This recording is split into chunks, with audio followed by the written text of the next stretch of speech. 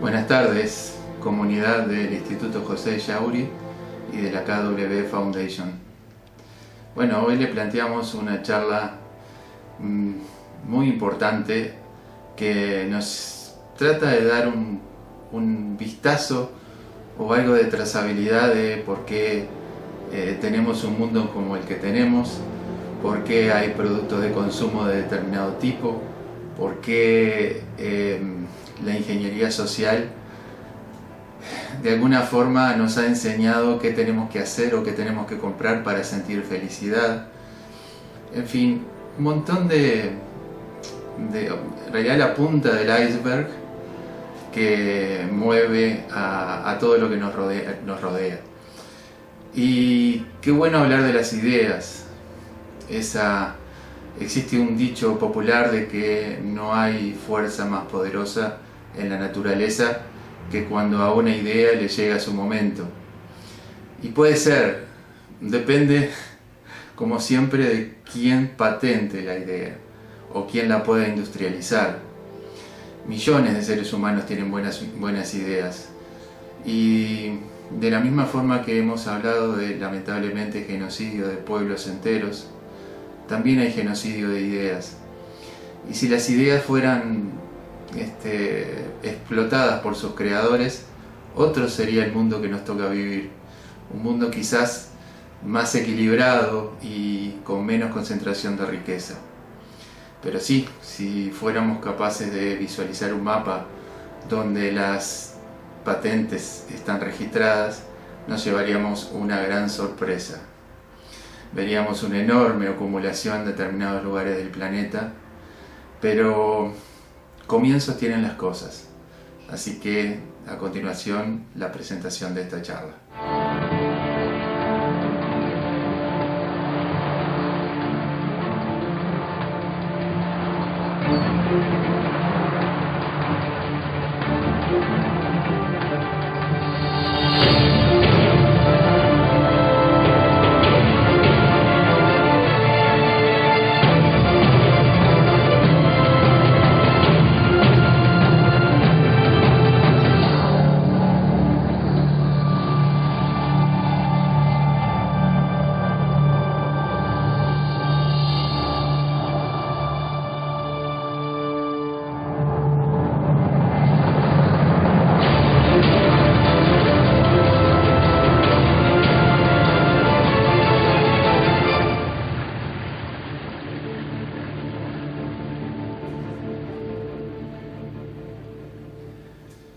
Bueno, mi nombre es Gustavo Tejera. Desde los 18 años me dedico a la programación de software y casi desde el principio comencé a trabajar en informática para la salud, algo que hoy se podría catalogar como desarrollador de software biomédico. Realmente las ciencias de la vida y en especial el cuidado de la salud pone el foco de atención en el lugar más sensible que nos puede tocar vivir a los seres humanos. No importa género, poder económico, nivel educativo, si tenemos o no tenemos espalda política o somos de tal o cual familia. La salud es la salud y siempre vamos a tener, y que creo que eso nos define como seres humanos, ese final que es la muerte. Pero en fin, en ese ambiente, sin ser médico, pude ser testigo de cómo la información que le llega a un médico, tomador de decisión, en el momento y lugar adecuados, puede salvar vidas. Pero eso no siempre es así, y depende también del país. Hay países, por ejemplo, donde es obligatorio que una reválida por créditos anual o quinquenal, depende del país, para que uno pueda seguir ejerciendo su profesión. Eso implica una actualización sobre nuevas técnicas, nuevos productos, nuevos descubrimientos, y que hace a que el profesional pueda tener un espectro más amplio para su toma de decisión. En mi caso, los sistemas informáticos pueden ayudar muchísimo para que esa información llegue en un contexto correcto. Pero para que eso funcione, no es un tema de programación exclusivamente, sino de los contenidos que tiene la red de la cual se nutre el software. Y esos contenidos deben ser aportados por una comunidad de usuarios, de científicos, de investigadores, de una forma muy democrática, para que sea quien sea el profesional que reciba esa información tenga una mayor asertividad en su toma de decisión. Insisto, si les sugiero la siguiente visión: véanse ustedes en una cama, enfermos en un sanatorio, y el médico evaluando la evidencia o datos que tiene sobre ustedes, y esos segundos, ese minuto en el cual el médico elabora ese algoritmo interior y que determina una decisión sobre tal o cual tratamiento, tal o cual cirugía, tal o cual medicación, y realmente nos sentimos muy pero muy vulnerables. Bueno, hablemos de esa vulnerabilidad y hablemos de por qué hoy en día en algunos aspectos los seres humanos seguimos siendo tan primitivos como antes, y que el concepto de territorio tiene connotaciones personales, familiares, del lugar donde vivimos, de nuestro país, de la región, del continente, de todo el mundo, que son realmente todo lo contrario a lo que debería significar ser humano. El poder de robo de las ideas, que es el tema que nos acerca en esta charla con ustedes, es el poder de que existe en algún momento una creación, y que esa creación tiene un autor, y que ese autor debería obtener de la sociedad los medios como para transformarlas en una realidad en beneficio de todos. Ustedes me dirán, esto es una utopía, y puede ser, pero hay un futuro donde el medio ambiente está complicado, donde la guerra parece ser algo que se repite y repite. Yo siempre digo que si los tomadores de decisión fueran a una biblioteca antes de tomar una decisión, verían cómo los contextos se repiten una y otra vez, y el ser humano, en vez de aprender y tomar decisiones diferentes, porque si hacemos siempre lo mismo, los resultados van a ser los mismos, podemos evitar salir de esa rueda donde parecería que nuestros bajos instintos, nuestro cerebro reptiliano o mamífero siguen priorizando sus decisiones por encima de lo que podemos hacer con el córtex, que en definitiva es lo que nos define como seres humanos, como seres pensantes, como que el Homo sapiens, hombre que sabe que piensa. Bien, a continuación, el primer tema de esta charla, que espero les interese. Bien, quiero en este momento, antes de continuar, ofrecer un recuerdo al genial Dr. Mario Cabrera, que nos dejó físicamente este año, y en cuyo nombre está dedicado todo este ciclo de charlas 2022. Bueno, les cuento un poquito de... Siempre hay historias atrás de lo que uno quiere contar, ¿no? O sea, hay un porqué, hay una razón casi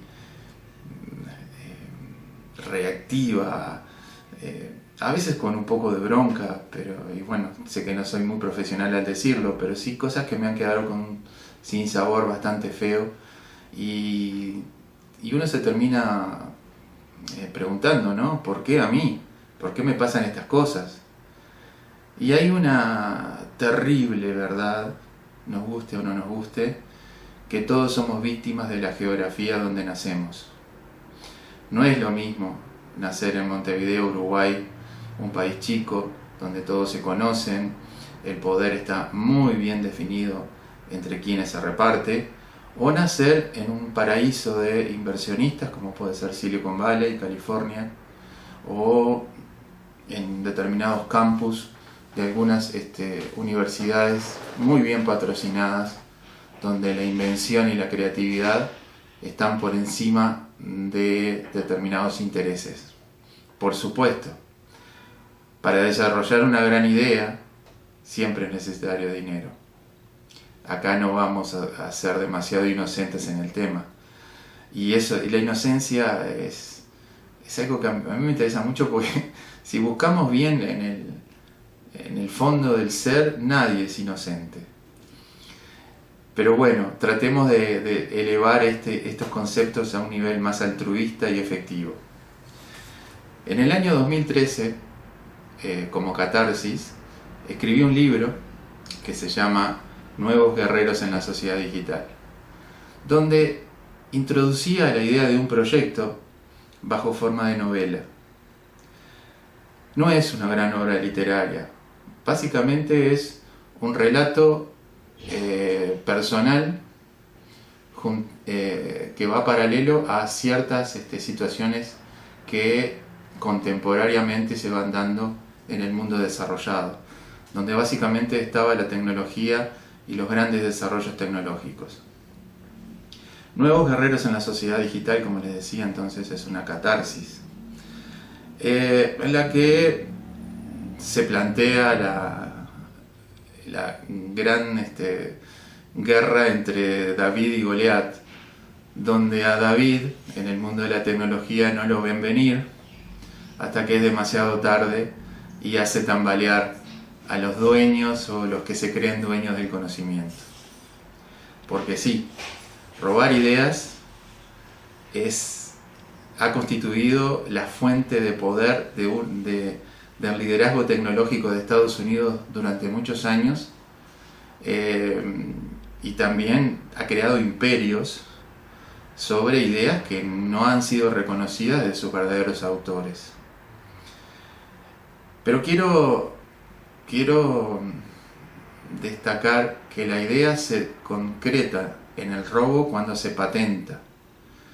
Es decir, yo puedo tomar la idea de alguien, o textualmente o modificándola un poquito, voy y la patento. Y en ese momento se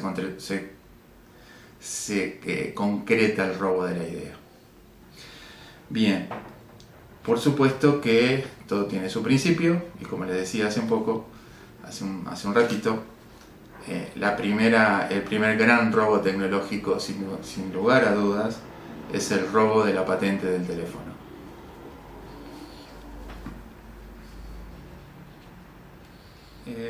Sobre fines de los años 50 y principios de los 60, se generó un ambiente clave en lo que se llaman los lenguajes de programación.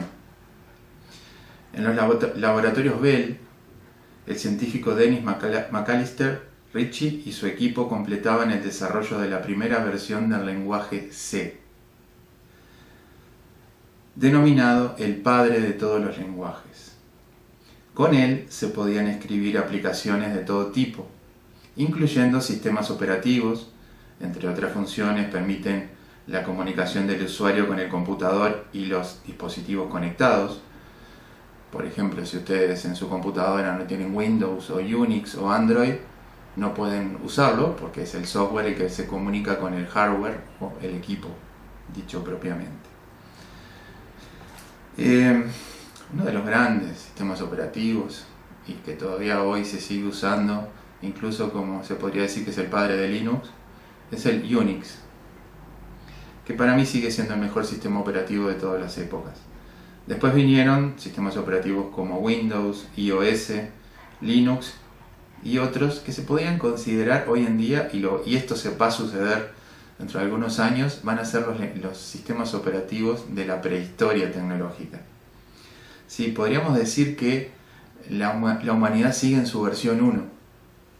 Y vamos a dar algunas ideas, algunas adelantos o, como puedo decir, algunos atisbos de lo que podría llegar a ser la versión 2 de la humanidad.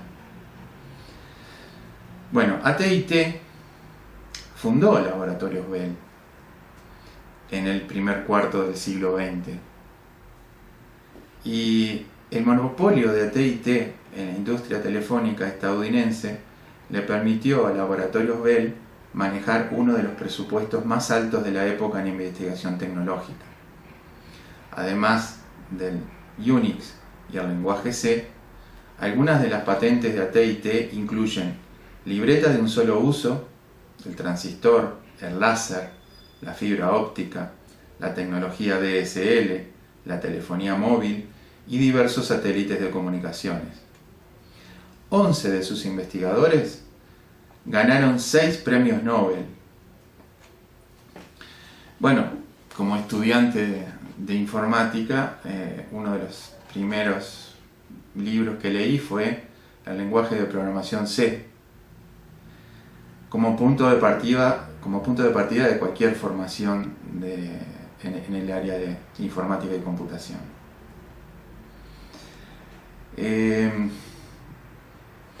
También inventaron en aquella época la libreta de un solo uso, que también fue patentada por los Laboratorios Bell, que se utilizó en el tema de la criptografía. Algo así como que es el antecedente de la firma electrónica. Eso que encripta con clave primaria y clave personal la información mientras la información viaja entre el punto A y el punto B. Pero vayamos al tema en cuestión. Por muchos años, Alexander Graham Bell, quien vivió entre 1847 y 1922, fue considerado como el inventor del teléfono, junto a Elisha Gray, que vivió entre 1835 y 1901. Pero Graham Bell no inventó este aparato, aunque fue el primero en patentarlo. Les disculpo por los ruidos, estoy en plena calle Mercedes de Montevideo, que es una calle de salida del centro. Obviamente todos los automotores y escapes libres que a ustedes se les ocurren pasan por la vereda, y yo no tengo una sala con aislación de ruidos, como le dicen, salas anecoicas. Pero Graham Bell no inventó el aparato, aunque sí fue el primero en patentarlo. Ni siquiera inventó su nombre. Por razones económicas, su real inventor, el florentino Antonio Santi Giuseppe Meucci, quien vivió entre 1808 y 1889, solamente presentó una breve descripción de su invento, pero no llegó a formalizar su autoría ante la Oficina de Patentes de los Estados Unidos. La historia de la citada Oficina de Patentes también estaba relacionada con el número 33, al igual que las multinacionales Western Union y General Electric. Años antes, Antonio Meucci ya estaba en la mira. Fue encarcelado por 3 meses por la supuesta participación en una conspiración del movimiento de unificación italiana. Lograron desarraigarlo y, ya libre, él y su esposa emigraron a Estados Unidos para no volver jamás. Con eso, Italia y Europa perdieron en un juego magistral de estrategia, sin saber siquiera que estaban en un juego, y lo han lamentado por siempre cuando miran hacia el horizonte atlántico con nostalgia de los emigrantes y sus ideas. Establecido en Nueva York, Meucci levantó una fábrica de velas, donde acogía a cualquier italiano que necesitara trabajo. Ello le valió sincero respeto y reconocimiento por parte de toda la comunidad de inmigrantes italianos. Originalmente, Meucci creó el teléfono para comunicar su oficina con el dormitorio en el 2º piso, pues su esposa sufría de reumatismo. Presentó este invento a la Western Union, quien terminó promocionándolo como el invento de Graham Bell. La Western Union ni siquiera le devolvió los materiales a Meucci, aunque tampoco le prestó mucha atención al invento, al menos en forma pública. En vida, el verdadero inventor del teléfono recibió más reconocimiento por sus valores solidarios que por su formidable visión tecnológica. Pero hablemos de Bell. Alexander Graham Bell fue uno de los 33 fundadores de la National Geographic Society. Esta sociedad fue el repositorio de acciones contradictorias, pues contribuía a la caza indiscriminada de ciertas especies. Creo que todos vieron la película Gorilas en la niebla, que es un testimonio, para terminar defendiéndolas contra la extinción. Estaban en los dos lados del mostrador. AT&T entonces, a quien pertenecía al laboratorio Bell, se hizo grande por su monopolio telefónico en Estados Unidos, explotando una patente que no reconocía a su inventor original. Recién a principios del siglo XXI, el Congreso norteamericano reconoció la autoría del teléfono por parte de Antonio Meucci. Corrigió un error histórico, pero demasiado tarde. Como el invento de Meucci necesitaba corriente continua, el especialista más cercano en la materia, Thomas Alva Edison, quien vivió entre 1847 y 1931, le introdujo notables mejoras tecnológicas. Edison llegó a patentar más de 1000 inventos. Si tomamos en cuenta su vida adulta, esto equivale a un invento cada 15 días. El primero que intentó patentar consistía en una máquina para contabilizar votos con 2 botones, pero el intento de registro fue rechazado por el Congreso norteamericano, pues entendieron que podía favorecer el fraude. Un agradecido padre a quien Edison le había salvado a su hijo de ser arrollado en las vías del tren, le enseñó a Edison la telegrafía. A los 16 años de edad obtuvo su primer puesto como telegrafista, cuando el agradecido padre le dejó su cargo. No fue bueno en este trabajo y debió huir a otra ciudad porque no transmitió las señales para evitar el choque de frente entre 2 ferrocarriles. Su segundo trabajo como telegrafista tampoco terminó bien, pues fue despedido por no obedecer órdenes. Realmente se complicaba el hecho de estar investigando y trabajando a la vez. Podía cometer muchas omisiones. Edison terminó en Nueva York trabajando para la Western Union, luego de ganar reconocimiento por reparar una avería en un indicador telegráfico que monitoreaba el comportamiento del oro en la bolsa de valores. Si hubiera existido un registro electrónico con las historias laborales, quizás Edison no hubiese sido contratado. No sé qué les parece a ustedes. La Western Union, como empresa referente de comunicaciones de la época, sirvió de oráculo de varios inventores. En la segunda mitad del siglo XIX construyó la primera línea telegráfica transcontinental y en la segunda mitad del siglo XX participó en el proyecto Autodin, una aplicación militar de comunicación digital para redes de computadora. Este proyecto fue uno de los precursores tecnológicos de la familia de protocolos TCP/IP que hoy utiliza Internet, cuyas enseñanzas son las bases del control permanente de la red de redes por parte de los Estados Unidos. Sí, recuerden que Internet es controlada por el Pentágono en los Estados Unidos. Algunos dicen que es porque nadie quiere hacer ese trabajo, pero todos sabemos por qué. Si la información significa poder, tener la capacidad de transmitirla ofrecía un embudo estratégico global. Por muchos años la Western Union fue el proveedor de servicios financieros y transmisión electrónica de dinero más utilizado, aún hoy se usa. El acumulado de sus comisiones por intermediación es varias veces billonario, trillonario. A fines del siglo XIX, Edison unió varios de sus intereses estratégicos en un clúster que llamó Edison General Electric Company. Luego de fusionarse con la Thomson Houston Electric Company, nace la General Electric Company. Esta fue una de las fundadoras de la diversidad de índices bursátiles Dow Jones y la única que se mantuvo en él desde el principio. General Electric fundó la Radio Corporation of America, la famosa RCA, para difundir la venta de radios. Cuando la masa crítica de radios en todo el mundo fue suficiente, General Electric y la RCA se separaron. Realmente General Electric llegó a fabricar todos los componentes del ecosistema humano actual, pues provee desde infraestructura para energía, agua, salud, transporte y el hogar, hasta servicios financieros e información, comunicación social y militar, más servicios financieros y de salud, desde Edison hasta el año en que teóricamente, si se da, entraríamos en la humanidad versión 2.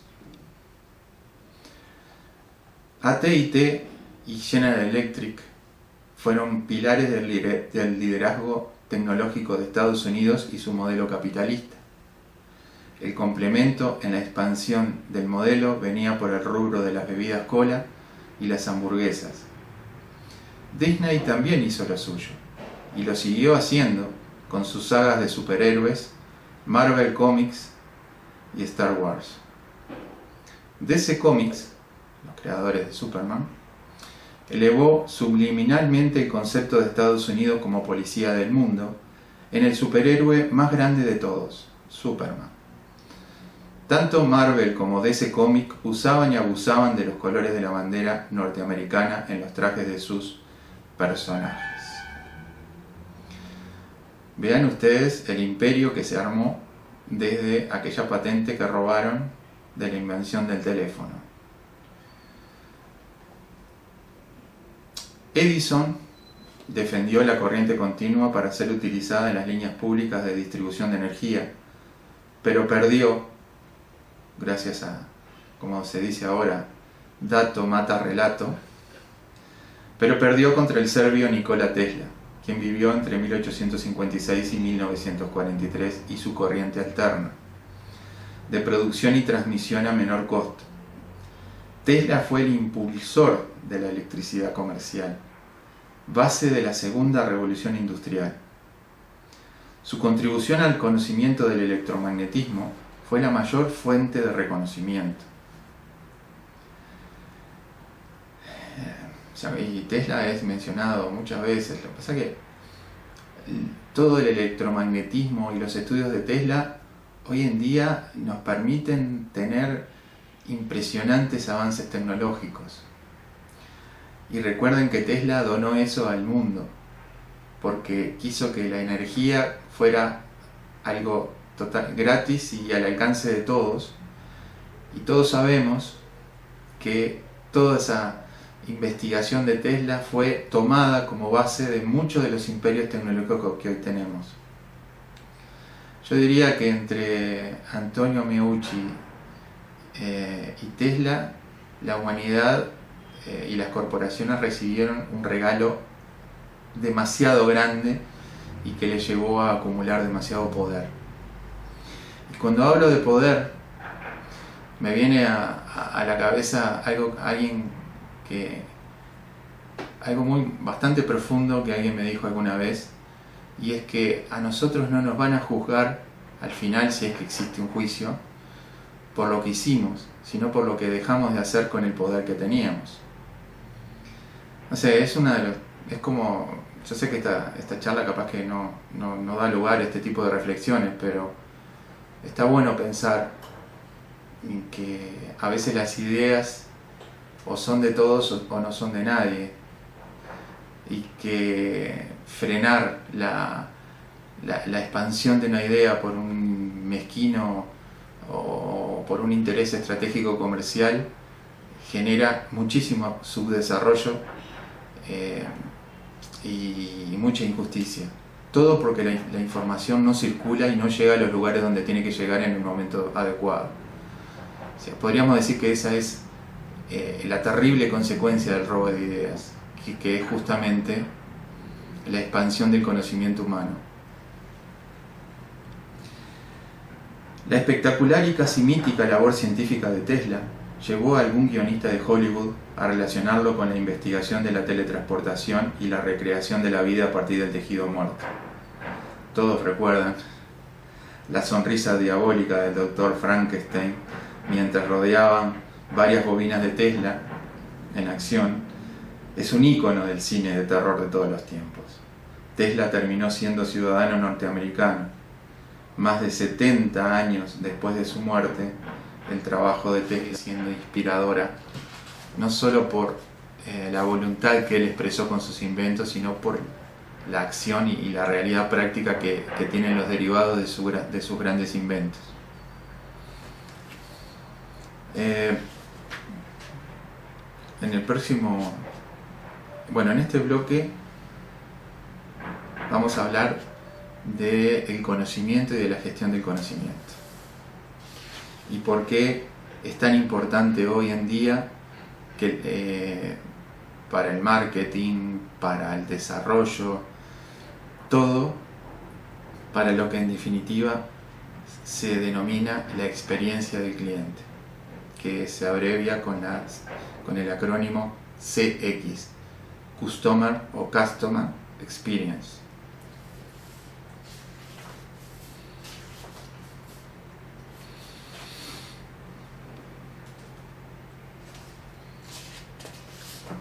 Hablemos de otro robo famoso. Cuando era pequeño,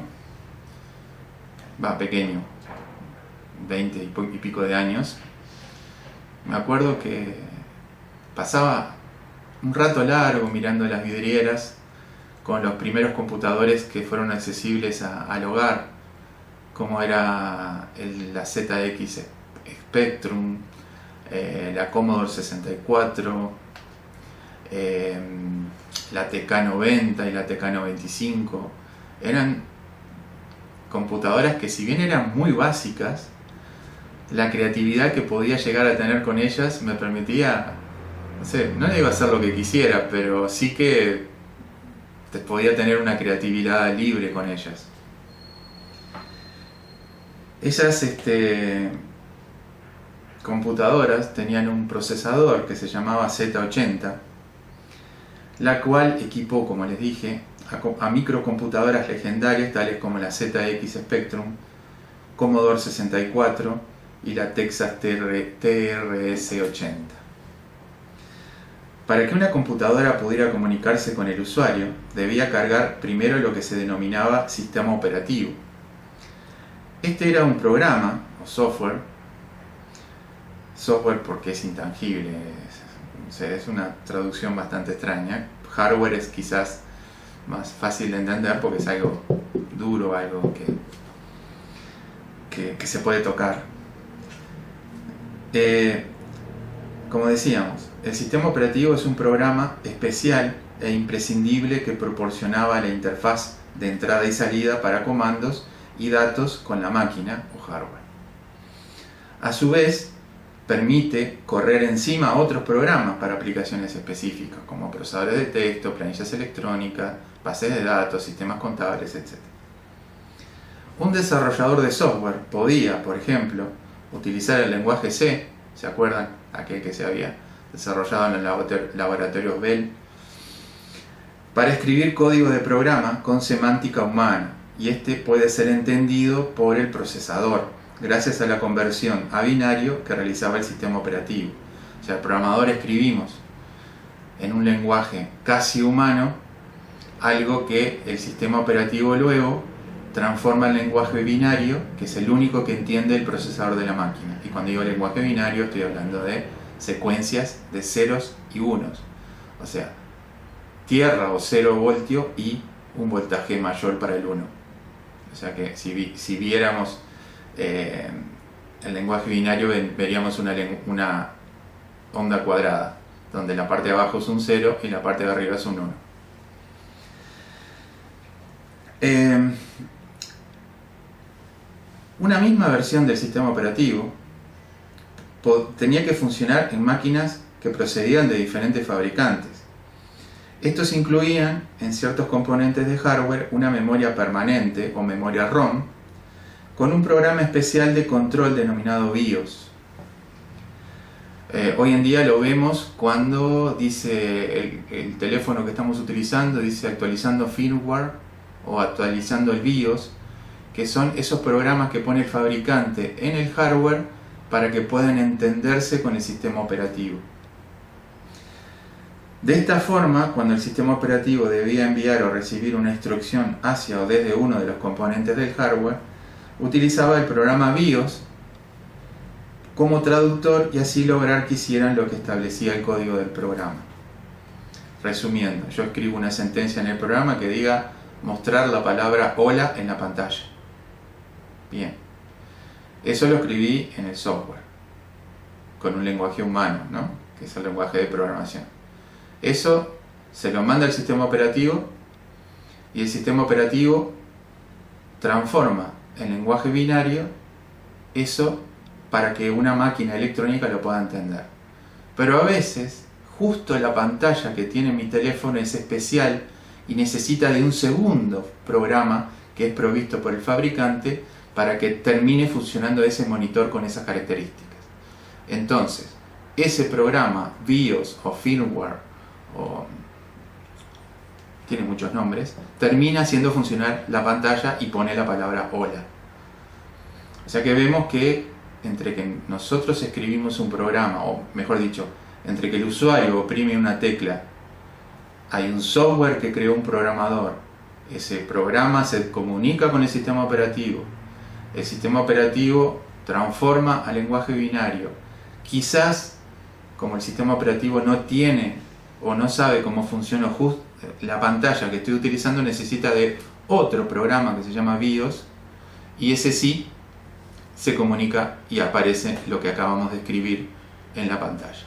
Vemos que hay una sucesión de pasos que son transparentes a nosotros los usuarios para que los dispositivos puedan funcionar. Bien, seguimos. El principal sistema operativo para los procesadores de 8 bits como el Z80 se llamaba CP/M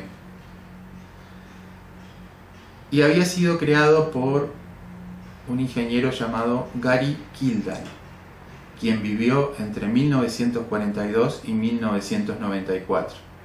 Realmente murió joven.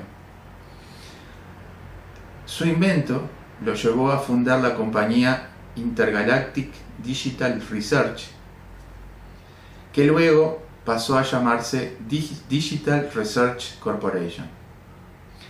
Seguramente esta empresa siguió lamentando por muchos años el hecho de no haber podido negociar exitosamente y en exclusiva con IBM el sistema operativo de sus nuevos computadores personales o PC, equipados con procesadores Intel 8086 y 8088 de 16 bits.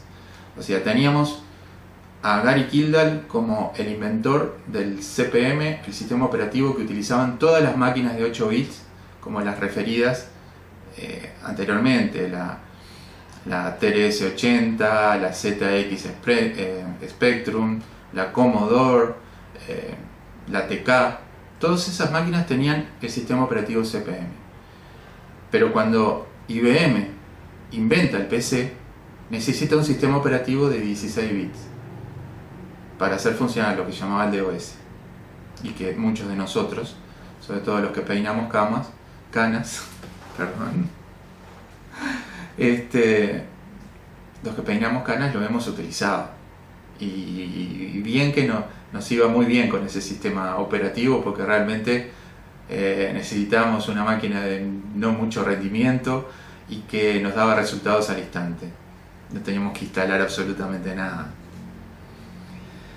Bien. Entonces, esta gente de CP/M, o sea, Gary Kildall, llegó y transformó el sistema operativo de 8 bits en 16 bits.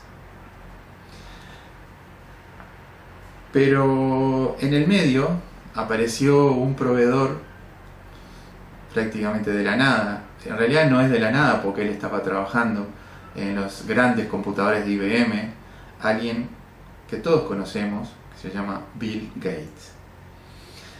Cuando IBM lanza el llamado para proveedores del sistema operativo para su nuevo PC, Bill Gates y Paul Allen, los fundadores de Microsoft, compraron, no tenían nada, o sea que compraron el código del sistema operativo QDOS a un señor llamado Tim Paterson para procesadores de 16 bits.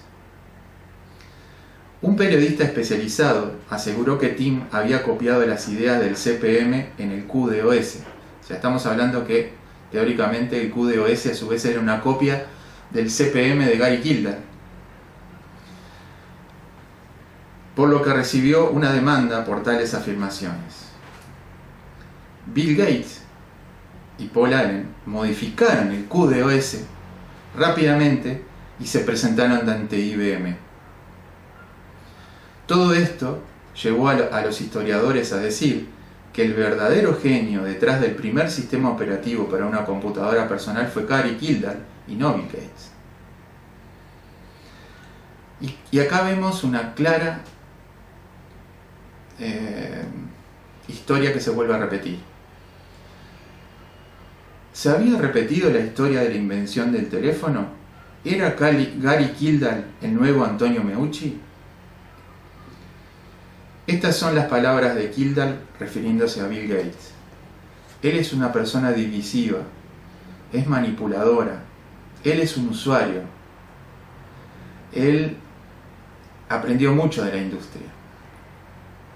Y bueno, y hay otras preguntas que le hace Gary Kildare en vida todavía para que Bill Gates contestara y mostrara esas contradicciones que revelaban su robo.